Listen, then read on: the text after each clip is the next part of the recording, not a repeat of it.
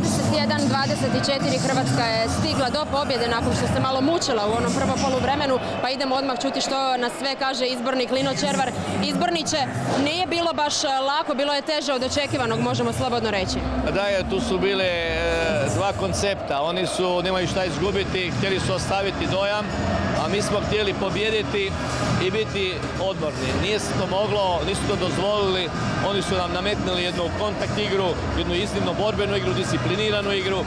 Pokazalo se to u prvom poluvremenu posebno i nismo imali drugi izlaz nego mi jednostavno se vratiti u utakmicu, boriti se i to je na kraju ipak odlučilo. Iako nismo mi tako mislili da će se utakmica odigrati, odnosno ja sam mislio, ali ne toliko. I s jedne strane je dobro došla nam ta utakmica, a važna je pobjeda. Bilo je meni posebno važno da ne razočaramo ove ljude koji su došli ovdje iz cijele Hrvatske. Ja se ne sjećam, 200 puta sam vodio reprezentaciju na gostujućem terenu, da ovako imamo jednu publiku toliko jedinjenu kao danas ovdje i da srce im kuca za reprezentaciju. To nisam u najboljoj nekako želji nisam očekivao. Znači, čestitam publici, ona je i povukla malo igrače i tako na kraju smo pobjedili i oni su zadovoljni, vidite kako su sretni. Ljudima malo treba za pobjedu. Mi smo imali, da tako kažemo, nismo baš dobro igrali. Obrana nije bila u prvom poluvremenu kako mi možemo igrati. U drugom poluvremenu se vidjelo da jedno 10 minuta smo stisli i veliki preokret je bio. Moram istaknuti Šegu koji je, kad je bila obrana loša, je spašavao.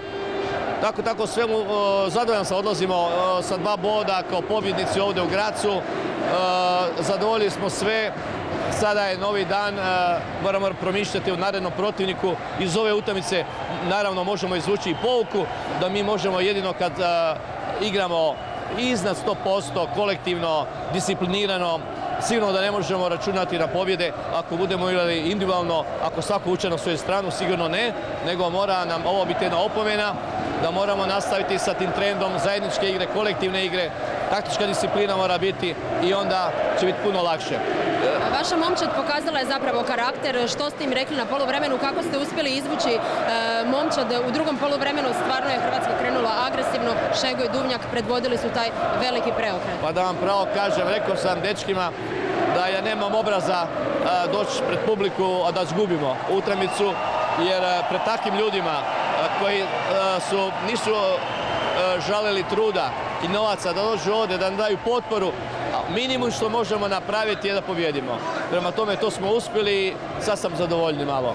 Ali naravno iskoristit ću priliku da im ukažem na nedostatke koje smo imali. Da, kad ste već spomenuli te nedostatke, bilo je tu zapravo problema u prvom poluvremenu i u napadačkom dijelu. 9,5 minuta na samom kraju prvog poluvremena nismo uspjeli zabiti pogodak. Brine li vas to? Zato što smo htjeli individualnim rješenjem obranu 5-1. Obrana 5-1 se ne može na taj način razbiti. Mora se kolektivno igrati, mora se razvući zona, mora se čekati strpljivo da obrana malo popusti, da pređemo na drugog kružnog napadača, da odigramo nešto. Mi smo srljali individualnom igrom u sredinu, tamo gdje su oni bili najjači. Tamo je bio Marsanić, jako dobro igrao broj 3 i prednji Ilić nam je radio problema. I dobro, nismo baš sve igrali što mi bi igrali na tu zonu, ali u svakom slučaju dalo nam je za pomisliti da moramo bolje to rješavati i da moramo poštivati kolektivnu igru.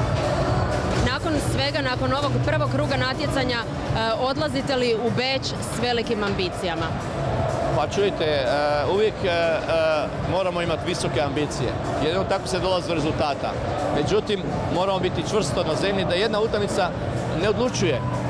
Iako je danas pokazala Bjelorusija pravo lice današnjoj utakmici, želim reći da mi se moramo dokazivati na svakoj utakmici. Svaka utakmica je na turniru kao što je Europsko prvenstvo, to su turnirske utakmice, mora se dokazivati svaka utakmica. Ako hoćeš nešto napraviti, ako hoćeš imati visoke ambicije, mi to moramo pokazati na igralištu. Nije dovoljno htjeti, nego treba se zaista zalagati, treba napraviti sve da se dogovor ispoštuje i da se do kraja igra disciplinirano. Izborniče, želim vam svu sreću u nastavku natjecanja. Hvala vam lijepa, možete slobodno ići slaviti dalje sa svojom momčadi.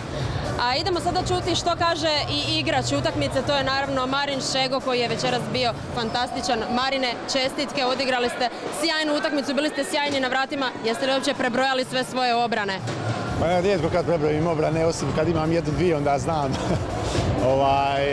Odlična utakmica, odlična atmosfera.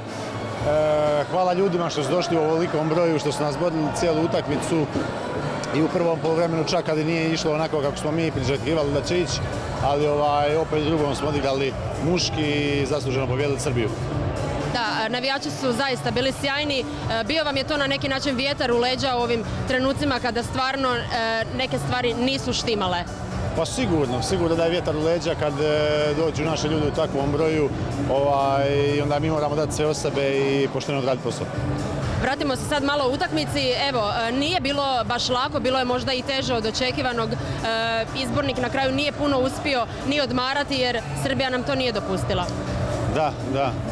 Mi smo priželjkivali možda malo laganiju utakmicu, ali kad igra Srbija i Hrvatska nije lako, svi znamo da oba tima hoće pobijediti, iako Srbija i nije bila u nekoj formi već dulje vrijeme prije turnira i na turniru. Danas su naravno pokušali da pobjede Hrvatsku, da nas iznenade. Vjerovatno su i oni malo razmišljali da nećemo ući u utakmicu 100%, da ćemo neke igrače odmarati, ali najbitnije je da smo svi živi, zdravi izašli s terena i pobjedili. Izbornik je malo prije mi rekao da zapravo ovo može biti dobra opomena za sve igrače. Što ćete izvući iz ove utakmice kao pouku? Pa sigurno da ne možemo ulaziti ni u jednu utakmicu ako nismo 100%, ali kad igramo mi 100% onda evo ovako završi utakmica.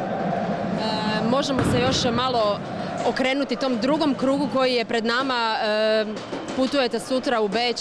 S kakvim ambicijama, što može Hrvatska nakon ovog prvog kruga i svega što je pokazala?